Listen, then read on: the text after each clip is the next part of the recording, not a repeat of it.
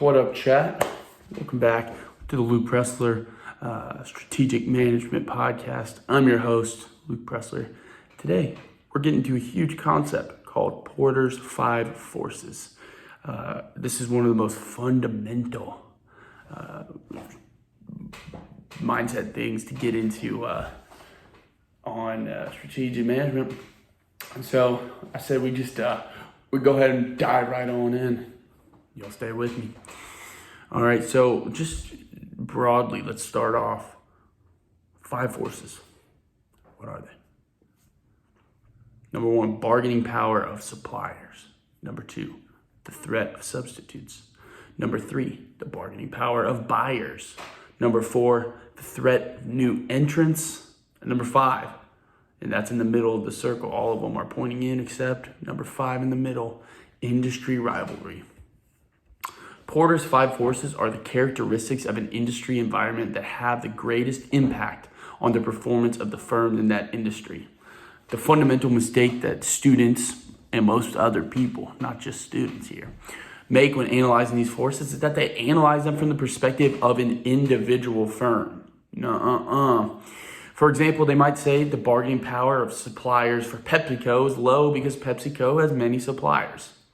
That's wrong. This is incorrect because the correct version would start something like the bargaining power of suppliers in the non-alcoholic beverage industry is low. It's industry-wide, not individual firms. Porter's 5 forces, they're like the weather. The weather on campus is the same for every person on campus.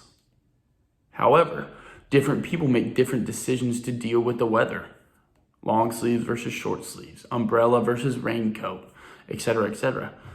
In a similar way, although Porter's 5 forces are the same for every firm in an industry, different firms make different strategic decisions to equip themselves against those forces.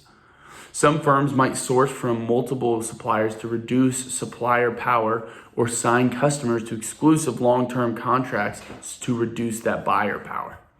When performing Porter's 5 forces analysis on behalf of a single firm, each force first has to be analyzed from the perspective of the whole industry before any discussion or analysis of how that firm is equipped to deal with the force. For example, one could say the bargaining powers of buyers in the non-alcoholic beverage industry is fairly strong due to purchase volume and backward integration. However, PepsiCo's brand image and loyal customer base mitigate this power somewhat. So you got to look at it from the industry wide, then you focus in once you've defined what the truth is in the industry. So you might be thinking, man, how do we perform this? And so to perform Porter's 5 forces analysis, you got to identify the most relevant factors for each force and identify the direction and magnitude of the impact of these factors. If most of the impact indicates a strong force, identify the force as strong. And if most of the impact indicates a weak force, you'll identify the force as a weak. If the main factors balance each other out, then you would call it moderate. Here are a few force-specific notes to keep in mind. So for threat of new entrants, just keep this in mind when we're assessing. To assess the threat of new entrants, you must identify the strength of barriers to entry. If you do not discuss barriers to entry, then you are not properly assessing this threat.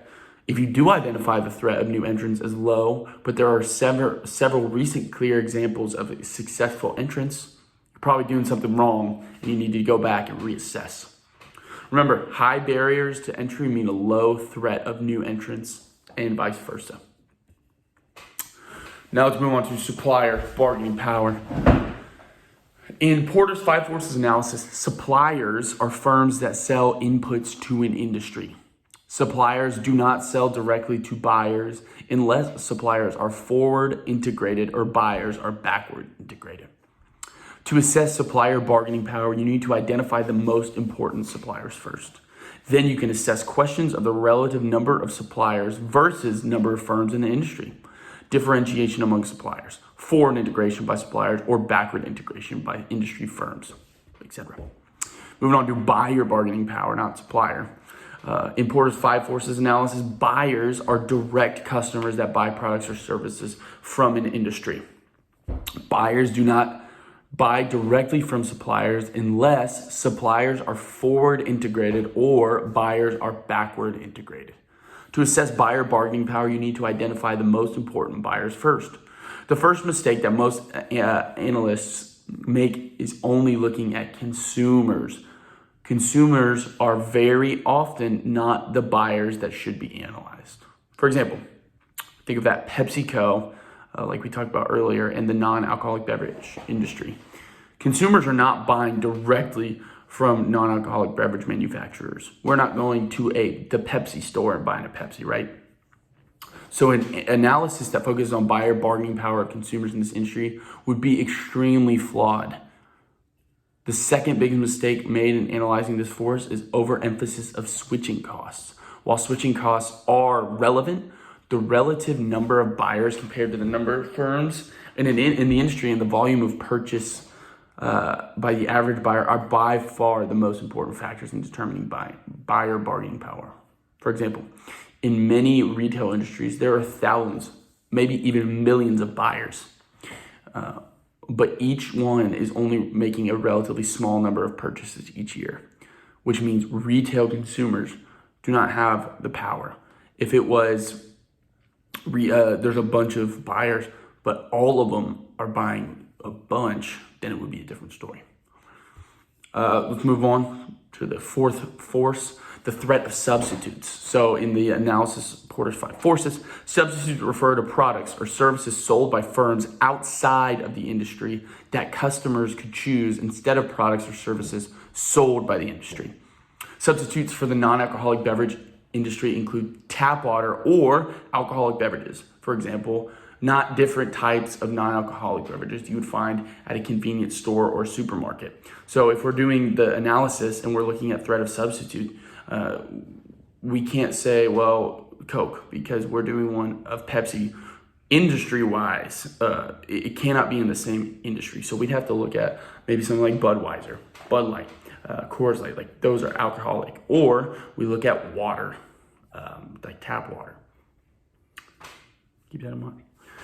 Moving on to our last force, it's the intensity/threat of rivalry. All right, a lot of people get this one wrong. Because in Porter's 5 forces analysis, rivalry refers to the intensity with which firms have to compete with each other for customers.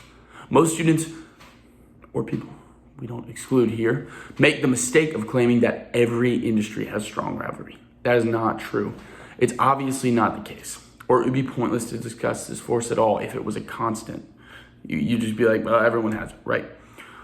Number of competitors and how easy or difficult it is for them to differentiate themselves are the main factors in this force. More differentiation and brand loyalty, of course, which is like a natural reaction, means lower rivalry. The other most important factor is industry growth. If the industry is growing rapidly, it's going to lower rivalry because the firms in the industry can grow profits without taking market share from competitors. So if it's a pie, if the pie is expanding, you don't have to buy into other slices of the pie because your slice is just getting bigger that way. Versus if there's no more growth left for the industry, like transportation industry or third-party transportation, something like Uber and Lyft, there's not many more pieces of the pie. The pie is not growing much. They're gonna have to buy into each other's, try to eat each other's pieces of the pie, steal each other's customers. And so that's pretty much it about Porter's 5 Forces podcast. Thank you guys for listening. I hope you enjoy and keep strategic managing. Signing off. Until next time, people. Catch you later.